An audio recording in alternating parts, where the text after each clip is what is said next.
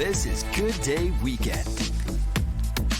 Good morning and welcome to Good Day Weekend. I'm Stephanie Bertini in the Fox 5 newsroom. At the top this morning, breaking news in the stabbing of two men on the Upper West Side. The suspect, 51-year-old Raul Morales, now facing 2 counts of attempted murder as a hate crime. Morales appearing in court last night. Prosecutors say Morales approached the first victim, a 57-year-old Asian man, and shouted Allahu Akbar before stabbing him with a knife. Then prosecutors say a few blocks away, he approached the second victim, a Jewish man. He's accused of stabbing that man in the chest with a screwdriver and shouting the same words. Prosecutors say they located the suspect in a nearby apartment and eventually persuaded him to surrender. The victims are expected to recover from their injuries. Ms. Romero, is there a reason he said justice for you? Fox 5's Frances Wang, you can hear her there. She was at the arraignment last night. She asked the suspect's mother if she had anything to say about the charges her son is facing now, and the woman had no comment. Big service changes this weekend on the 1, 2, and 3 subway lines. For the next 5 weeks, the MTA is replacing tracks on weekends. The 1 will not run below 14th Street. 2 trains will not run between Penn and Flatbush Brooklyn College. And the 3 will be suspended. Construction is expected to wrap up by August 24th. And here's a look at your weekend weather. Happy Saturday, everyone. Today, it'll be warm and sunny with temperatures in the low 80s. Tonight, it drops to the mid-60s. Tomorrow, back up to the mid-80s. A really nice weekend forecast there. In the wake of this Cyclospora outbreak, some restaurants are changing up their menus to help people feel more comfortable dining out. Fox 5's Teresa Priolo picks it up from here. We pretty much just took the alert as serious as it's a nut allergy or anything else, and we just omitted it from the menu.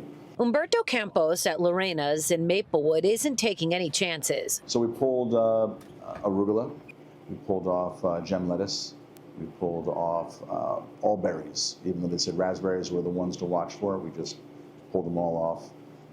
And almost all the herbs. He has completely revamped his menu to accommodate the Cyclospora outbreak, terrifying restaurants and restaurant goers alike. A lot of restaurants are just still moving forward with the regular menu and not taking any precautions. Cyclospora is a dangerous gastric parasite that causes severe distress, lasting days and sometimes weeks. The parasite is typically transmitted through water or food contaminated with feces. It's most common during warm weather months from May to August. The FDA is investigating, but so far no single source has been identified.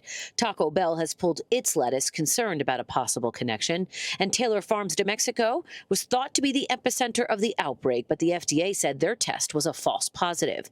So for now, the government is at square one, while individual restaurants attempt to make do. By eliminating those problematic ingredients, we just show that we truly care about our clients. In Maplewood, New Jersey, Teresa Priolo, Fox 5 News. After more than 1 million tickets sold across 30 cities, Les Misérables, the arena concert spectacular, is now at Radio City Music Hall.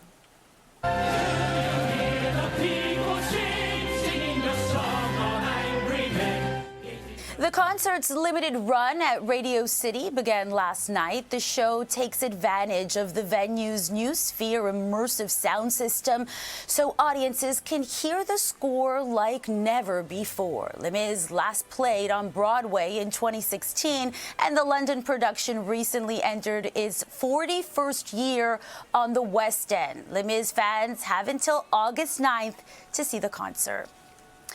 Well, we don't even have to tell you who this is. An unusual-looking raccoon in Seattle is stealing hearts online. His name is Jimothy, and people can't get enough. Here's Fox 5's Jen Williams. What am I looking at? Seattle resident Kiana Hall would name the creature she filmed Jimothy, which turned out to be a raccoon with a uniquely round no-neck silhouette. And the unusual little furball has dominated the internet all summer. The name Jimothy is incredibly tough. Like, that is just an incredible name. And like, especially like, I mean, he's just chilling. Like, this guy's just chilling. And I think That's what we need more of, just people chilling, funny names, funny videos. It's just vibes. He just looks a little more unique, so, I mean, I think most people have not seen a raccoon look like that, so it's like kind of cute and stuff, and I don't know, animals go viral all the time. Much like Mudang, Neil the seal, and Punch the monkey, Jimothy is incredibly cute. But it's clear this little raccoon has overcome a lot. What in the world is that? He's a trooper. According to veterinarians, Jimothy is believed to have short spine syndrome, an extremely rare congenital deformity, which typically affects dogs and causes abnormalities in the vertebrae, making the spine rounder. I think that difference really speaks to people, so as long as something is different, people kind of feel more like maybe maternal towards it because it's, you know, ugly or whatever, different, you know? People like things that are different, so, I don't know, represents a lot of things in the world. It's pretty cute because it's just so different, but yeah, I just think he's cute. Jimothy has become a viral sensation, complete with his own bobblehead, merch, and a fan even dressed up as the compressed raccoon to run in and win the salmon run at a Seattle Mariners game. I wish I could see Jimothy in New York, but I don't think he can fly here. He's just so cute. I mean, what's not to like? He's so compact. Aww. There are a lot of words to describe a stout little raccoon that calls Seattle home, but if his story has reached us here in the city that never sleeps, it's safe to say that Jimothy is pretty special. On the Upper East Side, Jennifer Williams, Fox 5 News. Thanks, Jen, for that report. The Suffolk County Police Department planned a special surprise for an 11-year-old brain cancer survivor. Our Jody Goldberg has the story. Hey, Delara, you ready to bake today? For 11-year-old Delara Coker, life is looking a whole lot sweeter. Get you all tied up. She spent the day frosting cookies, decorating cupcakes, There you go. scooping gelato, and even working the register to collect a few tips, living out a dream that's been years in the making. Baking really makes me relaxed and happy. It's a passion that first took shape during one of the hardest times of her young life. She had started getting lesions and she's just started getting tired. She said she had a tingly nose. Her mom, Caitlin, rushed her to the hospital where doctors discovered a brain tumor. Delara underwent emergency surgery to remove it, followed by grueling cancer treatments. Throughout her recovery, baking became her ultimate escape and outlet. We were lucky we caught it when we did. Her bravery caught the attention of some Suffolk County police officers who met Delara at a community event at the library. And after hearing her story and learning about her love of baking, they wanted to surprise her. She came in with a hoodie on, and she said, hey, you want to see something? I was like, sure. She took the hoodie off, and she showed me that she was going through treatment. That showed me a lot of heart. The police department partnered with a local bakery to give her a chance to live out her dream. I have kids, too, so if I had to do something or my kids needed something, I would hope someone would come through like that. And the smile on the face was huge. And dessert wasn't the only treat on today's menu. After clocking out from the bakery, Delara was treated to a full VIP salon experience, complete with fresh hairstyling and a pizza lunch while getting pampered. Today is amazing, relaxing, and it's like once a lifetime. And for her parents, seeing Delara glowing again is the icing on the cake. I'm just very, very happy for her. I actually couldn't be more proud of her. And for Delara, there's one secret ingredient behind today's sweet success she will never forget. I want to say thank you to the officer that organized this. A recipe for hope that truly takes the cake. On Long Island, Jody Goldberg, Good Day, New York.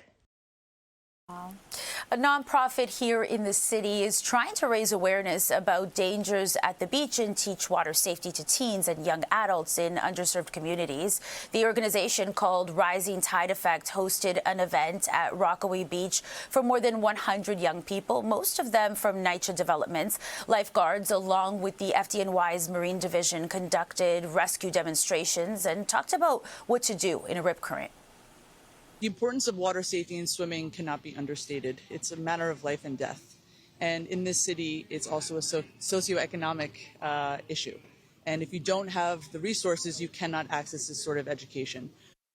The nonprofit provides this type of training several times during the summer. All right, don't go away. We'll be right back. But first, here's the 7-day forecast so you can plan the week ahead. Stay with us.